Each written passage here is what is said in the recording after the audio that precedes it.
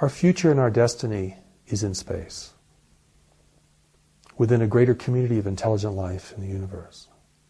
That's where we're heading. That's where we must go. We're not going to go there through our own explorations in space. We're going to enter this greater community because other races are intervening in the world and are visiting the world and are active here. That is how we will encounter a greater community of intelligent life. But this reality of contact must serve humanity. It must occur for humanity's best interests. It must be ethical from our standpoint, or we're simply being manipulated and undermined by foreign powers who will not reveal their presence or intentions to us, and who in so many ways have been giving a false impression of who they are and why they're here, promising people free energy, promising people fulfillment, promising peace, promising wise leadership,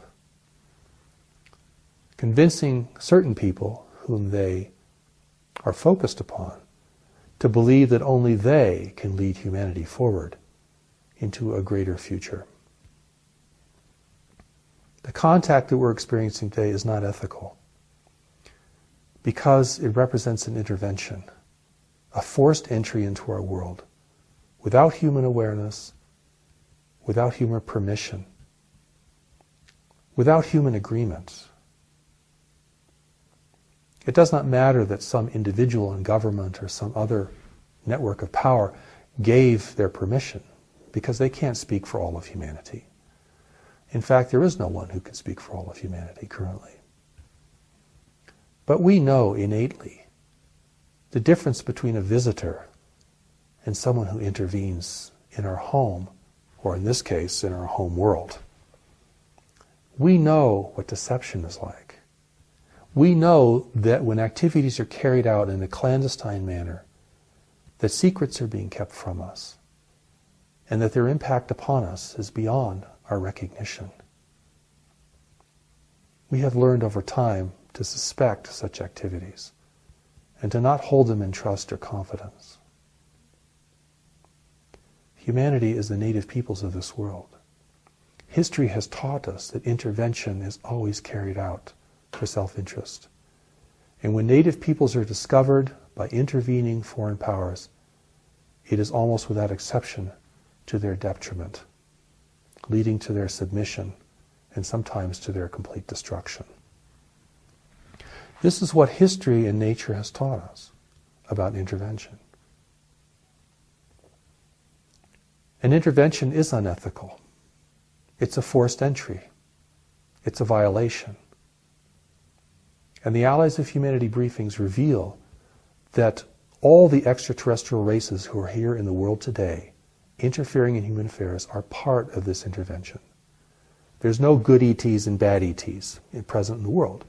And the reason for that is if our real allies came here, they would know that we could not tell friend from foe, and that their presence here could only confuse us even more about how to regard visitation and how to respond. So we're dealing with an unequivocal situation.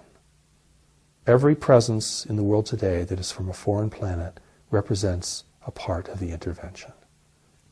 They're all here for the same purposes: to take advantage of a weak and divided humanity, to gain access to the world's immense and valuable biological resources, to position themselves as leaders and guides and even mentors for a struggling and unaware humanity.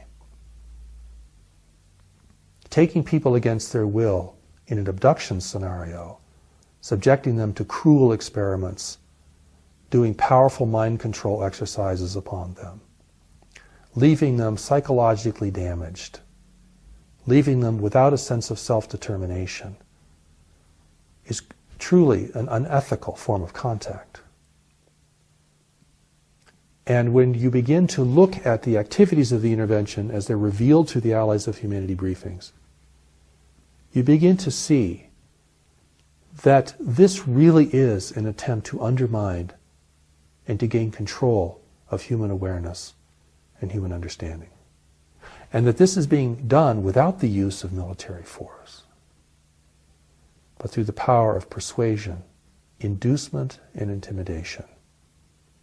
People are either encouraged to believe and to give their power over to this foreign and mysterious intervening races, or they're intimidated, thinking that they have no possibility of resisting. Either way, people are led to be acquiescent and to not exercise their power and authority as the native peoples of the world. The contact that we're experiencing today is unethical. But for it to be ethical, we have to establish our own rules of engagement and our own ethics of contact. The Declaration of Human Sovereignty, which is a beautiful document that has been created by people who have been inspired and illuminated by the Allies of Humanity briefings, is giving us an idea of what a declaration of human sovereignty, a declaration where we are demonstrating what ethical contact is to us, would actually look like. And this can be read through the Allies of Humanity internet site. It's a very important document, and it gives us power and authority and self-determination in the universe. The world today is diminishing human authority, diminishing human self-determination. Hopelessness is growing everywhere. People feel diminished. They feel they have no power to respond.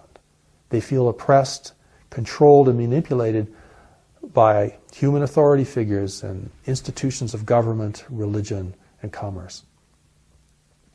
But really, humanity has a great power and a great spirit. And we have to reclaim that power and spirit if we're going to be powerful in the universe, if we're going to be recognized and respected by other powerful nations. At present, we're weak and divided stewards of this planet, and we are not garnering respect. In fact, it is our destruction of the natural environment that has brought this intervention to our shores. And now we have to face this and deal with it. It is a war of persuasion and a war of ideas and a war of will. It is our will and our power that must rise to the fore if we are to be a self-determined people and a free and sovereign race in this world. We are to maintain that and to build that and to secure that into the future as we undergo this emergence into a greater community of intelligent life in the universe.